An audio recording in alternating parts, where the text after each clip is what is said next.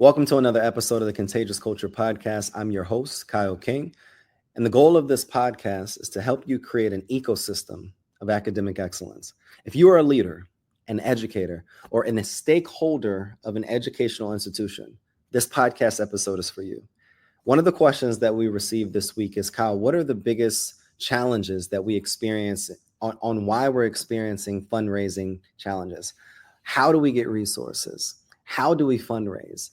And I'm not talking about fun runs. I'm not talking about your local PTAs. And those things are amazing. And in some schools with some demographics, in some areas, the PTA does an amazing job with mobilizing resources in the community. Now, I'm also not talking about just getting resources for teacher luncheons or backpacks for student supplies. I'm more so thinking about expanding schools. I'm thinking about teacher endowments. I'm thinking about scholarship opportunities for students. I'm thinking about a new gymnasium. I'm thinking about additional buses. I'm thinking about expansion opportunities that truly advance the mission, the vision, and the overall goals of what that institution initially was founded upon. And if you're interested in what are the 4 stages of what it takes to be able to acquire millions of dollars, whether it's corporate funding, whether it's you're leveraging alumni of your school, whether it is really mobilizing resources to be able to expand your institution's vision and mission, this is the podcast for you. Today, we're going to talk about 4 steps, 4 stages, and it's built around our Culture Lab framework that are going to help you not only understand development and why development and advancement is important, but it's also going to help you get in front of the right clients or donors in this case. It's going to help you nurture and really be able to build a relationship with these individuals. But ultimately, it's going to help you advance your school forward. All right. So I want you to take out a pen, take out a pencil, comment below if you have any additional questions, and let's get to it. Now, when we think about development as a whole, the first step is activating your development team. Before we can activate anything, before we can just go start off in creating all of these different things and reaching out to all of these different people, it's important for us to understand what is development. And in anything, I believe definitions are important for us to be able to set purpose. Development from a school standpoint, to me, is to be able to advance the school forward to contribute best to its mission. It's expansion, in a sense, advancing, moving forward in that direction, okay? So if we're at a D school, development looks like what are the things that we need to put in place so that we can grow from a D to a C to a B to an A. If we need a new gym, development is looking at, all right, what are the resources that we need? Where are the gaps? And how do we bring resources or mobilize resources together so that we can be able to achieve that goal? If we have a 1,500 student wait list, well, development looks like, well, maybe we need some more space. If we are seeing a high level of attrition of staff or low retention of students, then development or advancement looks like, where are the holes and what are the things, the systems, the processes, or even integrating the who's, the people that we need to be able to infuse in our system so that we can be able to move our goal or move the goalpost forward. All right. So that's what I think of when I see development. When we talk about school development teams, like how do I advance or how do I move or how do I grow or expand this institution forward? All right. So when we think about development, the first thing is defining anything. All right. And now that we have an understanding, the second step, in my opinion, under like 1A or 1B, is really assessing what our school culture and the pit holes and the potholes look like. All right. I want you to focus on 3 steps. When I look at assessing school culture, and I've had the opportunity to speak about this on multiple platforms, but the stages that we need to look at is if we're observing and then we run some surveys and we're interviewing, we're going on an interviewing tour and a listening tour, where can we best optimize the various things that we're hearing? If we're going on a listening tour and we're recognizing that burnout looks like X, or burnout looks like us having to stay after school every single day to be able to plan for the next day, then maybe we can work on lesson planning or bring on professional developmental opportunities or provide teachers resources or do certain things within the school that are filling specific gaps. So it's important to observe and then interview, survey, and then be able to optimize on those steps. But why we say assess school culture and whatever potholes exist is because it's challenging for us to be able to develop anything or be able to pour money into anything if we're not what we call optimized for the level of. If you got $5 million today to your institution from an anonymous donor, what would you do with that money? What holes would you fill? And if we haven't talked to our teams, if we haven't listened to our students, if we haven't engaged with our parents, if we haven't talked with our community partners, then it's hard for us to be able to best optimize and develop in the areas that we need to develop in the school if we haven't heard from all the stakeholders that are contributing to the success or the failure of our institution. Once we understand how to assess what is going on within our school, it's important for us to get leaders on the same page. All right. And when we're activating our development team, when I think about this step as a whole, it's important us in this step to set priorities, understand how to engage with leaders, understand who are the people that are going to move the needle forward with us, that are aligned in mission, that understand first the mission, that are aligned in mission and values, that are willing to do the necessary work to be able to move the needle forward, that are committed to being a part of the change, not in the temporary or the short term, but also the long term. In schools that we've worked with in the past, one of the biggest challenges is not understanding of the mission and is not work ethic. It's getting leaders on the same page and prioritizing and aligning what they prioritize as important. When the board members don't agree and the leaders are going off of the beat of the board and there's multiple schools and the leaders don't agree and they want to run their schools differently, that creates a challenge when we look at prioritizing specific initiatives that will develop or advance the school forward. So it's important for us to understand potholes collectively. It's important for us to get everyone on the same page and prioritize. Once the resources come in, we have to determine what are the impact that we're going to do with this and what is the income goal that is attached to that so that we can be able to achieve these goals in this specific order. Okay. And then now we need to focus on, all right, being leveraging what I call is leveraging mission-driven leadership. Leveraging mission-driven leadership. And what that looks like from a school standpoint is understanding one thing.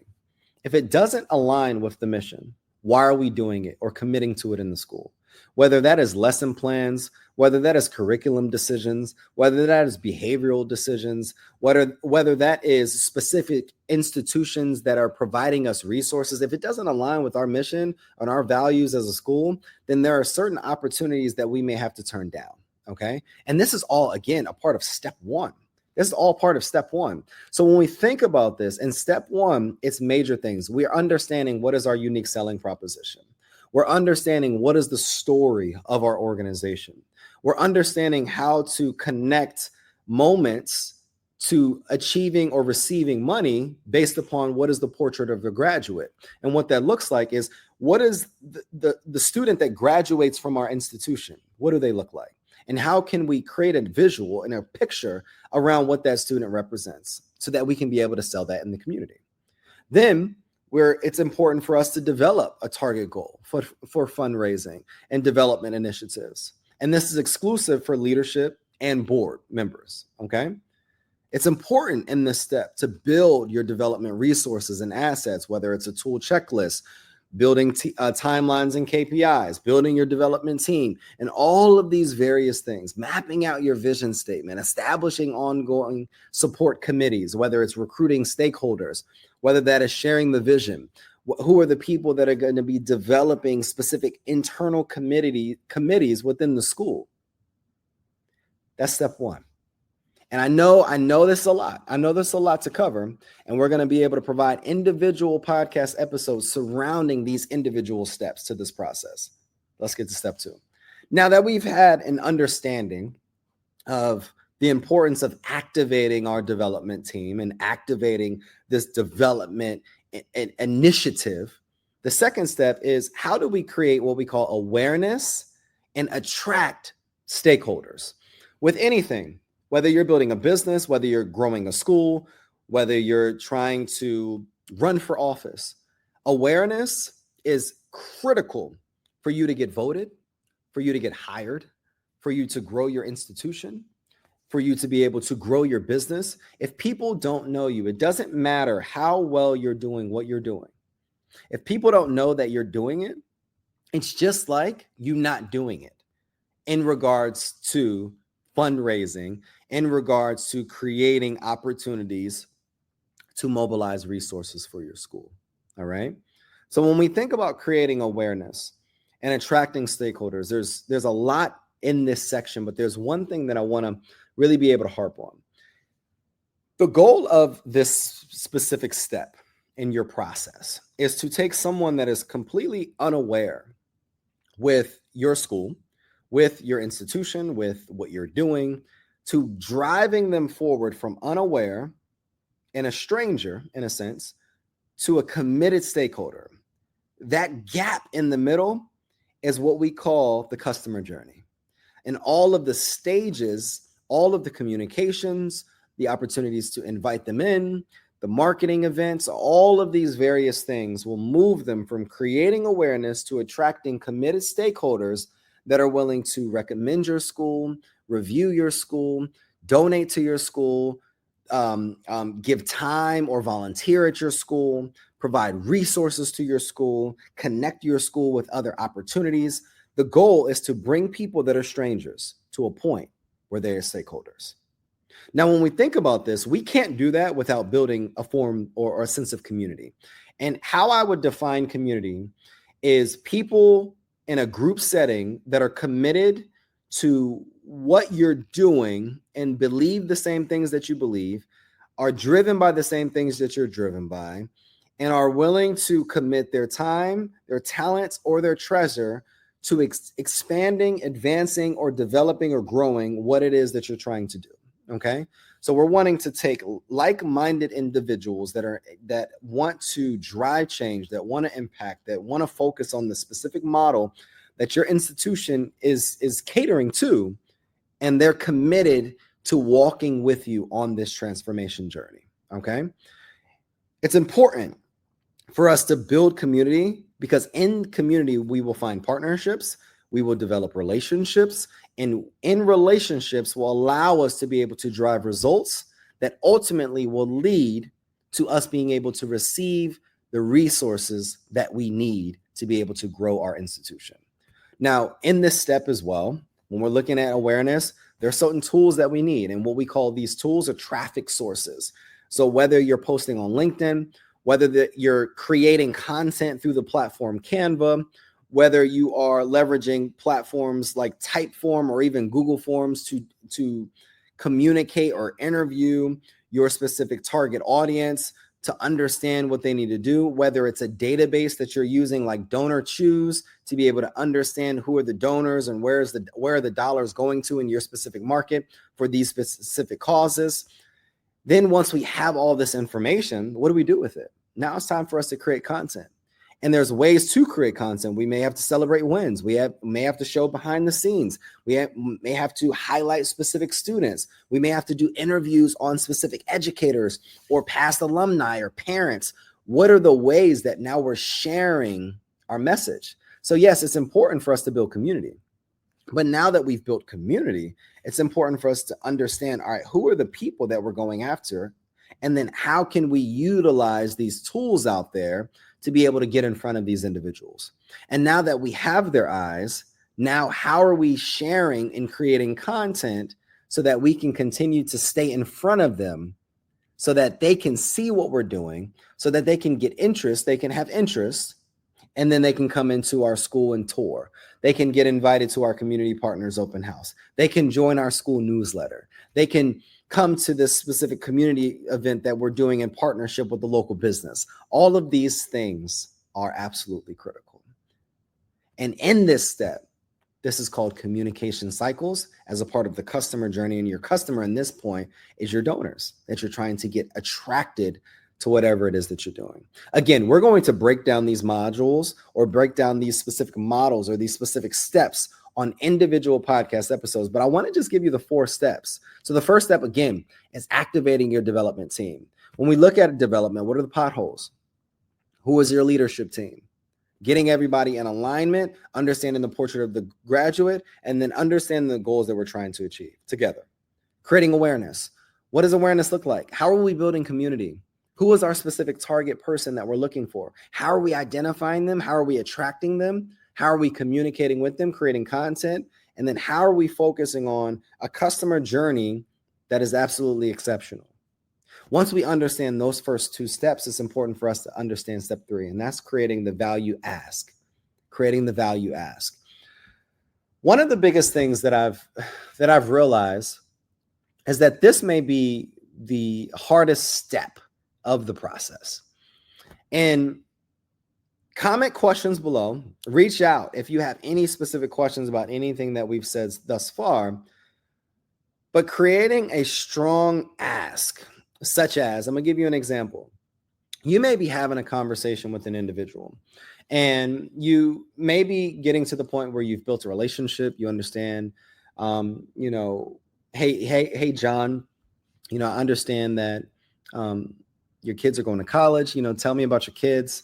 What are some of the things that your kids love doing? What are some of the things that you guys did as a family when they, before they got to college?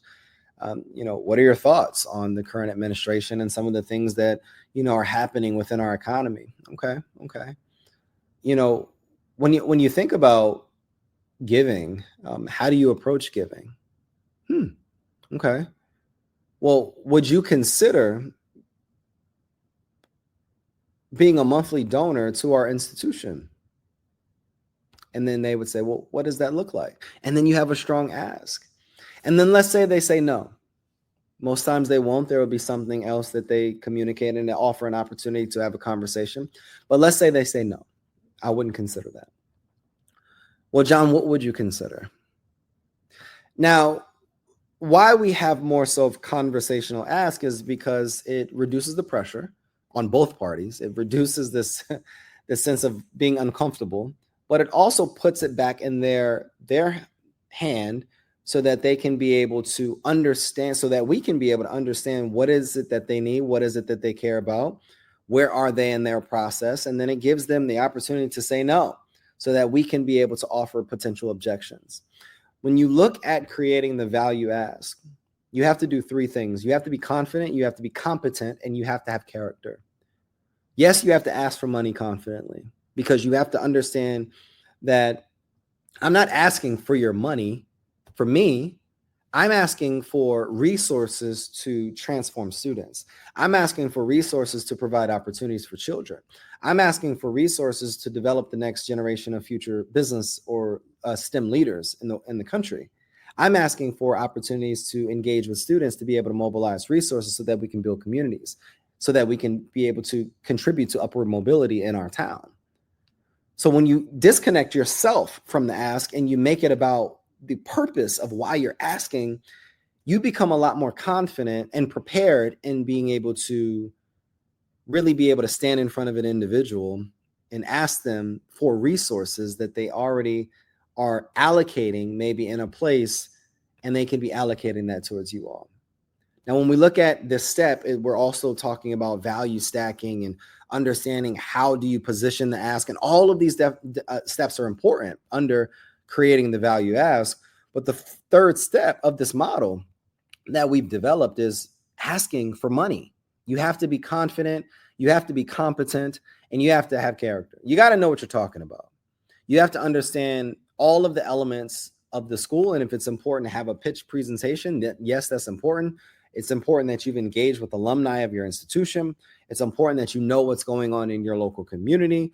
It's important that you potentially even do this in a group setting, because now if you have people at the table, you're asking everyone at once, and all it takes is one person, and then it creates a domino effect where everyone else will raise their hand. All of these different things are important. And again, we're going to talk about these on a series of what are these specific steps that we need to do, but ask questions, comment questions below, because the third step, I know the last step is critical in regards to creating awareness and attracting stakeholders. All of that can be absolutely amazing. You can have the best team. You can have the most efficient and most beautiful marketing campaigns. But if you're not confident, competent, and leveraging your character, not even leveraging, operating with a high sense of character and morality with these asks, then everything goes out of the window. And then the fourth step, which is critical where a lot of people drop the ball, is advancing the relationship forward. Now that we've gotten money, now that we've gotten resources, now that we've gotten their time, their talent, or their treasures, it's important for you to find the fun in the fundraising journey. It's important for you to continue to nurture these relationships and leverage human capital so that you can expand your specific initiatives. It's important to have a follow-up communication cadence. It's important for you to have mutually beneficial relationships, whether it's sending thank you notes, whether it's inviting them to future events, whether it's offering them a board seat, whether it's offering them to speak at a specific event that you have, whatever it is, you're looking at how to infuse who they are, what they're doing, and how do we move this relationship forward so that it's not just a one-off ask. Inviting them to lunch, getting coffee with them, having quarterly community partners events for your specific community partners. All of these things are super important when we're looking at this fundraising journey. Again, first step, write it down, activate your development team. Second step, create awareness and attract your stakeholders. Third step is prepare and craft your value ask. And the fourth step is to advance the relationship forward. If you have any questions at all with these 4 stages of fundraising, comment them below. I'm your host, Kyle King. This is the Contagious Culture podcast, where we are helping you create an ecosystem of academic excellence. And we'll see you guys next episode.